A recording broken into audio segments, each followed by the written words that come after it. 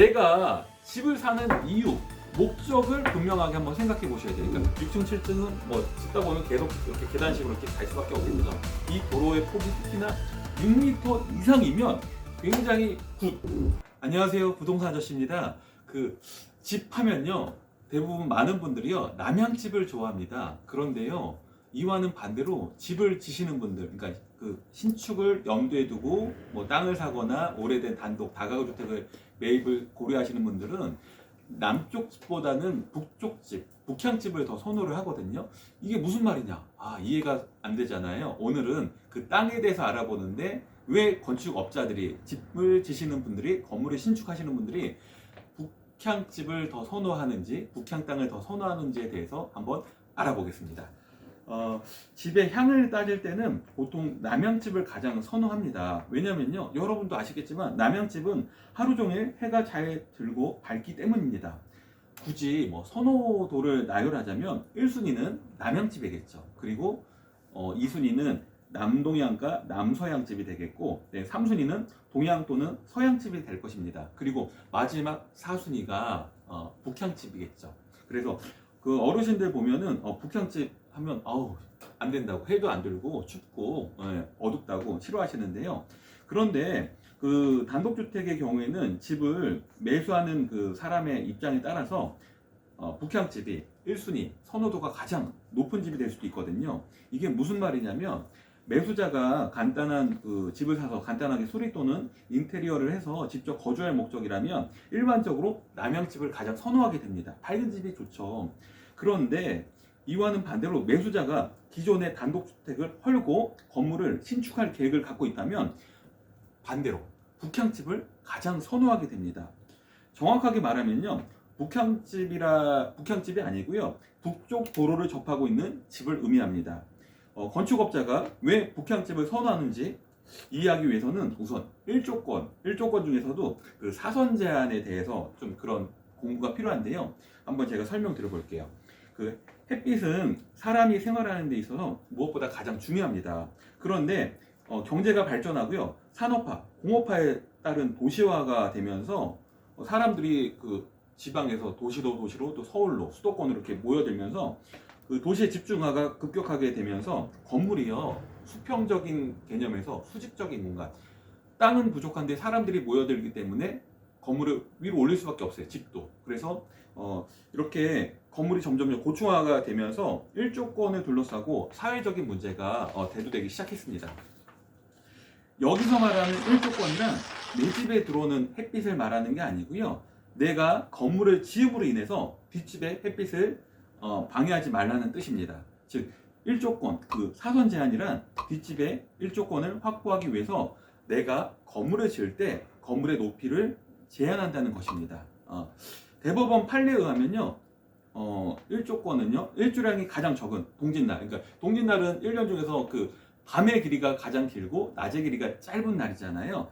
그때를 기준해 가지고요, 아침 9시부터 오후 3시까지 연속해서 2시간 이상, 또는 오전 8시부터 오후 4시까지에는 연속으로 4시간 이상 햇빛이 들어와야 일조권 침해가 아니다, 이런 판례가 있습니다. 즉, 2시간, 4시간 이상 햇볕이 내가 건물을 짐으로 인해서 뒷집에 해가 안 들어온다, 그러면 그건 일조권 침해가 되겠죠. 그러면 손해배상이라든가 아니면 건물을 지을 때 뭔가 좀 불이익을 당할 수밖에 없겠죠. 그러므로 일조권을 침해하지 않기 위해서는 내 뒷집에 햇빛을 확보해야 합니다. 해가 남쪽에 떠 있으므로 뒷집의 남쪽은 내 집의 북쪽이 되기 때문에 정북향을 기준으로 일조권을 따집니다. 전용 주거지역과 일반 주거지역에 속한다면 건물의 각 부분을 정북방향 또는 인접대지 경계선으로부터 건축 조례가 정하는 거리 이상을 띄어서 건축해야 합니다.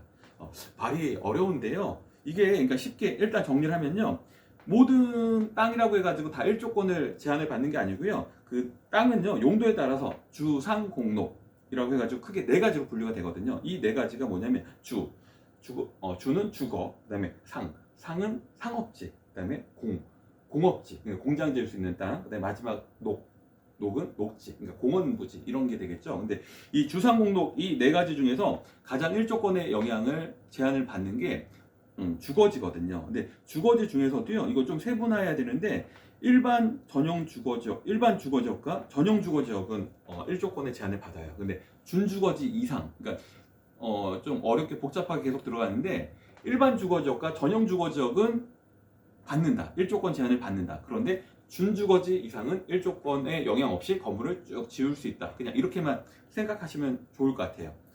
그러면 다음 설명 계속 이어가겠습니다. 건물 보시면 제가 한번 더 설명드려볼게요. 여기 지금 건물이 있고 이 경계선, 옆집과의 경계선이거든요. 그러니까 쉽게 생각하면 담벼락이 되겠죠. 옆집과의 담벼락. 이 담벼락에서 내가 건물을 지을 때 1.5m를 띄어야 돼요. 그래서 1.5m를 띄어서 쭉 건물을 짓는데요. 9m까지는 그 사선 제한이 없어요. 그러니까 1계층을 한 계층을 3m로 잡았을 때 9m가 되려면요 3층이겠죠. 그러니까 보시면은 3층까지 쭉 올라가요. 9m니까. 그런데 문제는 뭐냐면요, 내가 욕심을 부려서 4층, 5층을 짓고 싶어요. 근데 4층이면요 4, 32, 12m고요. 5층이면요 15m예요. 그러면 이때부터는 9m가 초과되는 부분은 높이의 2분의 1을 옆 건물 그 경계선에서 띄어야 된다고 하거든요. 그러면 보자고요. 4층 지면 높이가 4, 32, 12m잖아요. 그럼 12m의 2분의 1, 그러니까 6m겠죠. 경계선으로부터 6m를 띄어서 줘야 돼요. 그러면 내가 아까 1.5m 띄웠잖아요. 건물 질 때 1.5m 띄어서 건물 쭉 3층까지 올렸는데, 그러면 4층은 얼마 더 들어가야 돼요? 이미 1.5m가 경계로 확보가 돼 있으니까 6m가 되려면 4.5m만 더 띄면 되겠죠. 그래서 4.5m, 3층 기준으로 해서 4.5m가 들어가서 건물이 4층 이렇게 지어지는 거예요. 그러면 이와 동일하게 내가 더 욕심을 부려서 5층까지 친다. 그럼 5층이면요 3, 5, 15, 15m잖아요. 그러면 2분의 1 하면 7.5m를 확보해야 되기 때문에 얼마가 더 들어가야 돼요? 1.5m 확보됐잖아요. 그러면 6m가 쭉 더 들어가서 져야 되겠죠. 그러니까 건물이 3층까지는 9m니까 쭉 올라가다가 4층 질래니까 높이의 2분의 1, 6m 경계선으로 6m 끝해야 되니까 요만큼 들어갔어요. 그리고 4층이 지어졌어요. 근데 또 5층, 욕심부려서 5층까지 지려고 하다 보니까 3, 5, 15, 15m 높이가 돼버렸어요. 2분의 1, 7.5m를 확보해줘야 되기 때문에 경계 이미 1.5m 확보했으니까 내 건물에서 6m 더 들어가야 되겠죠. 그래서 이렇게 좀 더 들어가서 이렇게 건물이 지어지는 거예요. 그래서 결국은 보시면 그림처럼 3층까지 쭉 올라가다가 4층에서 꺾였죠. 그래서 4층 이렇게 올라가요. 그리고 5층 또 질려니까 또 꺾였죠. 그래서 5층이 이렇게 올라가는 거예요. 그러면 뭐 6층, 7층은 뭐 짓다 보면 계속 이렇게 계단식으로 이렇게 갈 수밖에 없겠죠. 그래서 이렇게 계단식으로 이 그림처럼 건물이 지어지게 됩니다. 그런데요, 이게 왜 북쪽 도로를 끼고 있으면 좋으냐? 지금 같은 경우는 북쪽 도로를 끼고 있지 않는 경우였어요. 그런데 여기 지금 보시면요, 이 화면 보시면 북쪽 도로가 끼고 있어요. 6m짜리 북쪽 도로. 그러니까 뒷집이 이렇게 있고요. 그 다음에 6m 확보돼 있고요. 여기가 내 땅이에요. 그래서 여기다 이제 건물을 짓는데, 보시면 여기 사례 예시를 보면 북쪽 도로를 끼고 있는데 이 폭이 6m래요. 6m가 확보된 도로예요. 그러면 이 내 땅 경계선으로부터 도로와 내 땅의 경계선으로부터 1.5m를 띄고 이제 건물을 짓기 시작하잖아요. 그러면 이미 7.5m가 확보되어 있는 거죠. 도로가 6m이기 때문에. 그러면 보세요. 3층까지는 9m 이하니까 그냥 쭉 올라갔어요. 그러면 아까 같은 경우는 4층부터는 꺾여서 계단처럼 올라가야 되는데 4층도 똑바로 올라갔어요. 왜냐면 4층 해봤자 높이가 4, 3, 12, 12m인데, 그러면 내가 옆집에서부터 6m를 확보를 해줘야 되는데 벌써 도로만 해도 6m가 확보가 돼 있어요. 그러니까 꺾일 필요 없이 그냥 쭉 올라가면 돼요. 그러면 근데 5층도 보니까 또 그냥 쭉 올라갔어요. 5층이면 3, 5, 15, 15m니까 2분의 1, 7.5m를 확보해줘야 되는데, 보시면은 도로 6m 확보돼 있죠. 그 다음에 내가 건물 지을 때 내 경계로부터 1.5m 벌써 띄었죠. 그러니까 더하면 7.5m죠. 그러니까 이 땅 같은 경우는요, 벌써 7.5m가 이미 확보가 돼 있기 때문에, 이격거리가 확보돼 있기 때문에 5층까지는, 그러니까 즉 15m, 건물의 높이 15m까지는 꺾임없이 쭉 올라갈 수 있는 땅이 되어버린 거예요. 그러면 여러분, 여기서 한 가지 더 팁을 드리자면 이 북쪽 도로가 내 땅이 접하고 있는 경계에서 접하고 있는 이 북쪽 도로의 그 간격이 이격거리가 폭이 넓으면 넓을수록 어떻게 되겠어요?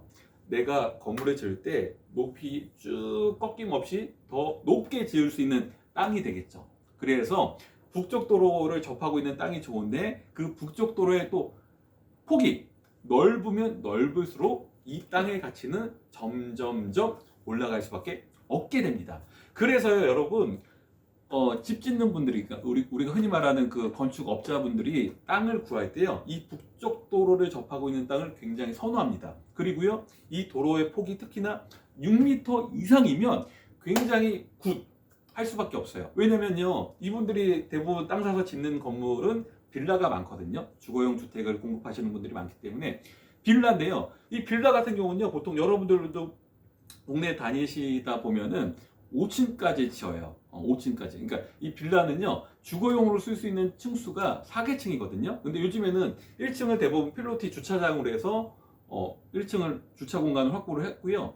2층, 3층, 4층, 5층 이렇게 4개층을 이제 주거용으로 쓰거든요. 그러면 빌라 짓기에는 너무 좋은 땅이에요. 5층까지 꺾임없이 올라가기 때문에 모든 세대의 면적을 동일하게 할 수가 있고 또 건물의 규모도 더 크게 할 수 있기 때문에 더 좋겠죠.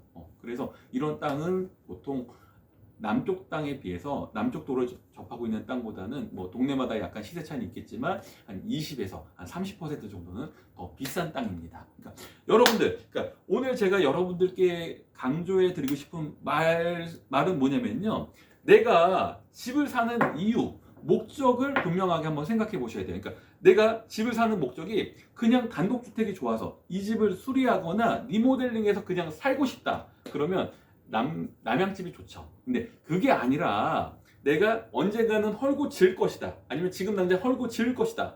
그 생각이 조금이라도 있다고 한다면 남양집보다는 북쪽 집. 그러니까 이 북쪽 집은 북향도로, 북향도로를 접하고 있는 땅을 구입하시는 게 훨씬 낫다. 좋은 땅이다. 요 점만 알고 계셔도 오늘 수업은 충분한 역할을 했을 거라고 생각을 합니다. 여러분, 오늘 공부는 여기서 마치겠습니다. 감사합니다.